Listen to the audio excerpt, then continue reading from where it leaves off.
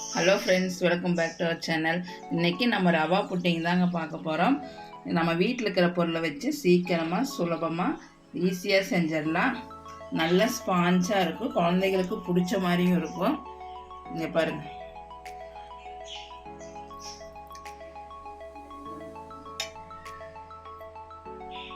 நல்ல சாஃப்டாக இருக்குது. இது எப்படி செய்யறதுன்னு பார்க்கலாம் வாங்க, வீடியோக்குள்ளே போகலாம். ஃபஸ்ட்டு ரவா புட்டிங் செய்யறதுக்கு நம்ம பேக்கிங் ட்ரே எடுத்துக்கலாம். இல்லைன்னா உங்கள் வீட்டில் டிஃபன் பாக்ஸ் இருந்தாலும் அதை எடுத்துக்கலாம். அதில் எண்ணெயோ இல்லை நெய்யோ இல்லை பட்டர் எதாக இருந்தாலும் க்ரீஸ் பண்ணி வச்சிடலாம். ஃபஸ்ட்டு ஸ்டெப்பு நம்ம இதை தான் பண்ணணும். நம்ம செஞ்சுட்டு இதை கடைசியாக பண்ணலாங்கும்போது நம்ம மறந்துடுவோம். அதனால் ஃபஸ்ட்டு இதை க்ரீஸ் பண்ணி வச்சுருங்க. நெய்யிலையோ இல்லை எண்ணெயிலையோ எதையாவது ஒன்றில் இதை க்ரீஸ் பண்ணி வச்சிடலாம்.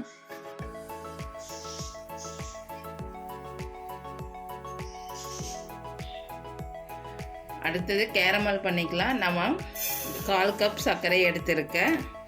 கரெக்டாக சொல்லணும்னா ஒரு 3 ஸ்பூன் அளவு இருக்கும். லோ ஃப்ளேம்லேயே வச்சு கிண்டிகிட்டே இருங்க.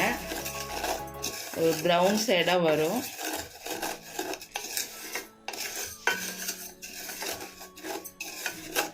ஹை ஃப்ளேமில் வைக்கக்கூடாது, லோ ஃப்ளேம்லேயே வச்சு அப்படியே கிண்டிகிட்டே இருங்க.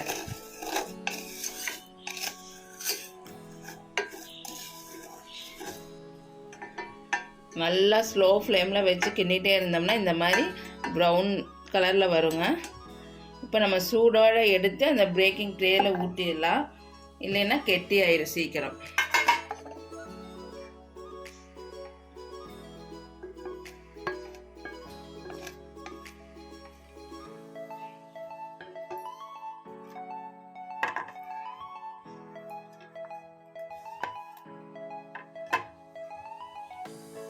இது ஆறட்டுங்க. ஆறக்குள்ளே நம்ம ரவா புட்டிங் பண்ணிடலாம்.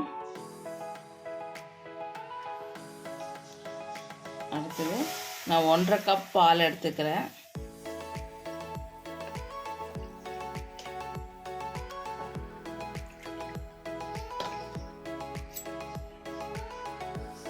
ஒன்றரை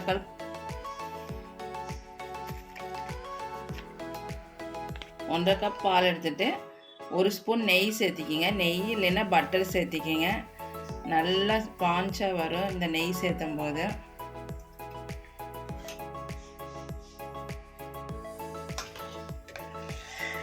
நல்லா கிண்டி விட்டுட்டு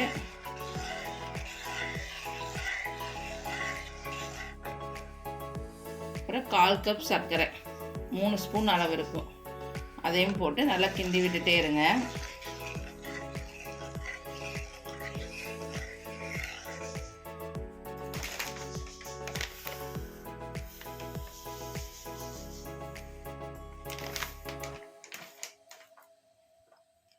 எந்த கப்பில் சர்க்கரை எடுக்கிறீங்களோ அதே கப்பில் ரவை எடுத்துக்கோங்க. 1 கப்பு போட்டு நல்லா கிண்டி விட்டுட்டே இருங்க. கேசரி பதத்துக்கு கலர வேண்டாம், கொஞ்சம் கொலன்னு ஆகிற வரைக்கும் கிண்டி விட்டுட்டே இருங்க. கேசரியை கெட்டியாக செய்ய வேண்டாம், கிண்டிக்கங்க.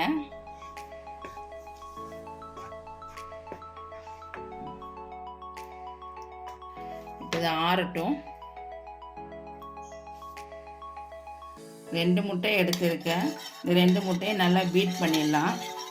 முட்டை பிடிக்காதவங்களுக்கு 2 கப் நீங்கள் தயிர் சேர்த்திக்கலாம். புளிக்காத தயிராக இருந்துச்சுன்னா நல்லா கெட்டியாக தயிர் சேர்த்திக்கலாம். நல்லா பீட் பண்ணிடுங்க.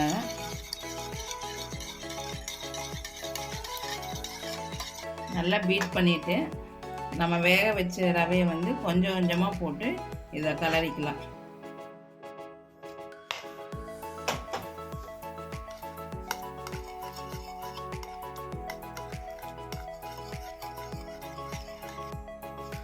நல்லா இந்த அளவுக்கு மிக்ஸ் பண்ணி இந்த பதத்துக்கு இருக்கணுங்க.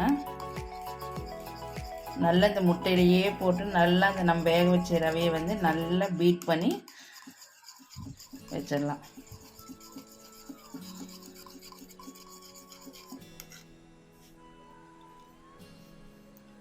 இதை நம்ம இந்த கேரமல்ல ஊற்றிடலாம்.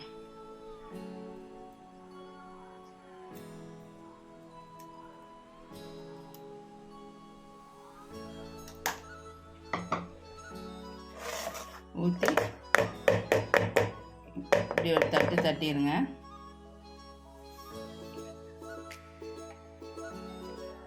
ஊற்றி அடுத்தது நம்ம இட்லி செட்டில் வச்சு ஒரு 10 நிமிஷம் வேக வச்சு எடுத்துடலாங்க. இது உள்ளே வச்சு மேலே ஒரு மூடி போட்டுடலாம். மூடி போட்டு ஒரு 10 நிமிஷம் வேக வச்சு எடுத்துடலாம்.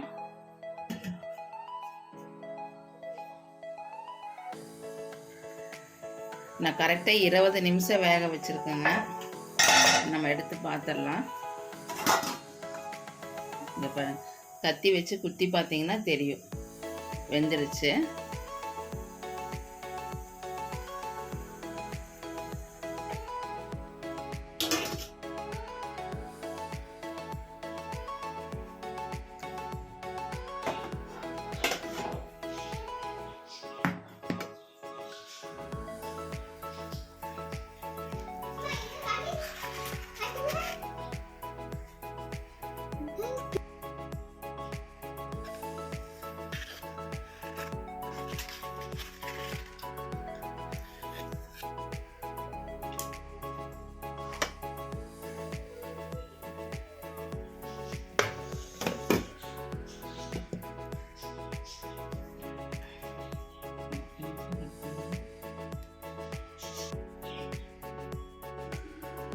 சூப்பராக வந்துருச்சுங்க ரவா புட்டிங்க. நம்ம இப்போ கட் பண்ணி பார்த்துடலாம்.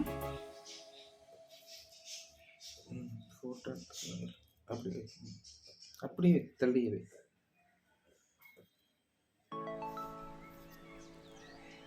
இங்கே பாருங்க, நல்லா சாஃப்டாக இருக்குது. ரவா புட்டிங் உங்களுக்கு பிடிச்சிருக்குன்னு நான் நினைக்கிறேங்க. இந்த வீடியோ உங்களுக்கு பிடிச்சிருந்தா லைக் பண்ணுங்கள், ஷேர் பண்ணுங்கள், சப்ஸ்கிரைப் பண்ணுங்கள். மறக்காமல் நீங்கள் செஞ்சு பார்த்துட்டு கமெண்ட்டில் சொல்லுங்கள். தேங்க்ஸ் ஃபார் வாட்சிங்.